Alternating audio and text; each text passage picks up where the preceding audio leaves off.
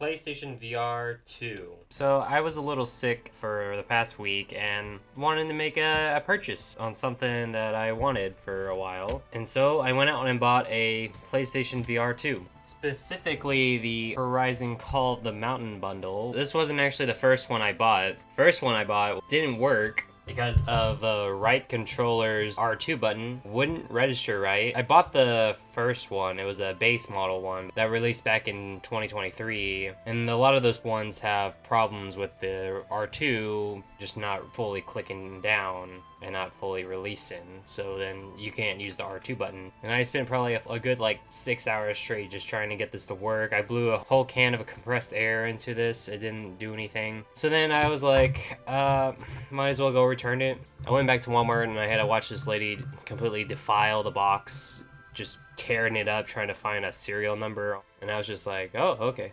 So yeah, and then I just went down to the local GameStop. They had one of these versions in stock.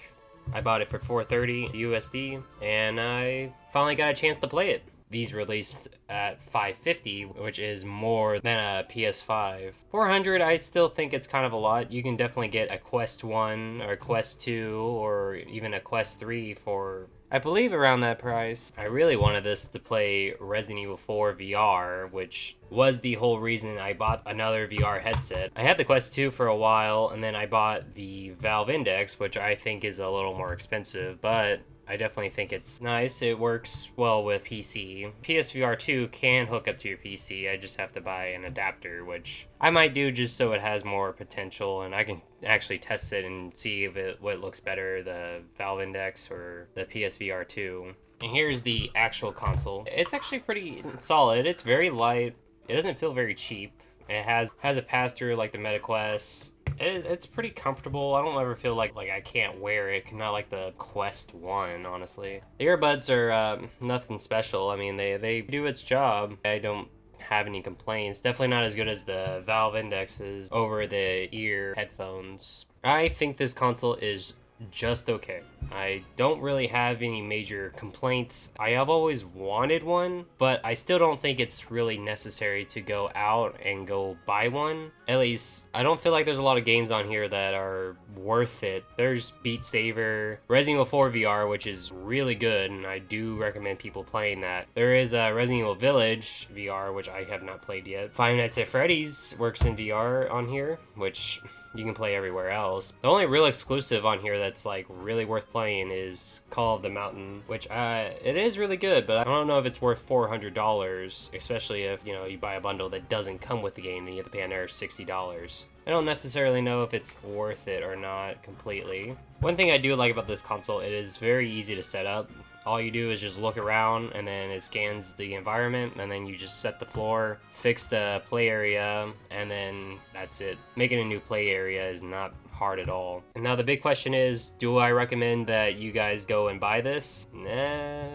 There's really not a lot of games on here. You definitely could do a lot more with just getting like a Quest 2 in this day and age for like $300 and then just like hooking it up to a PC or even just using it by itself. If you don't have a PC or anything, but you do have a PS5, you could definitely get this. There's a new Thief game that's coming out, which actually looks kind of good, that I actually want to try out. I heard the Hitman, the VR experience is good. It's just, it's like $80 because you gotta buy the game and then buy the VR pass. Plus, it's very limited. You can't do like all types of missions in VR. You can only do a handful. Should definitely try it out one day when I have another $80 to blow on a video game. I am somewhat happy with this purchase. I knew going into it that it was not going to do very much, but then it's completely overshadowed by me just playing Resident Evil 4. I do also recommend this if you just don't want to make a Meta or Facebook account, because I definitely do hate dealing with that and it keeps asking me for my birthday and I just keep ignoring it and just try to work through it. And I always connected my Meta to my PC, so I never really played any games there besides the Resident Evil 4 VR on MetaQuest, which is the original 2005 version. So yeah, go out and buy it if you think it's worth it. If you don't think it's worth it, then oh, there's a little symbols right there.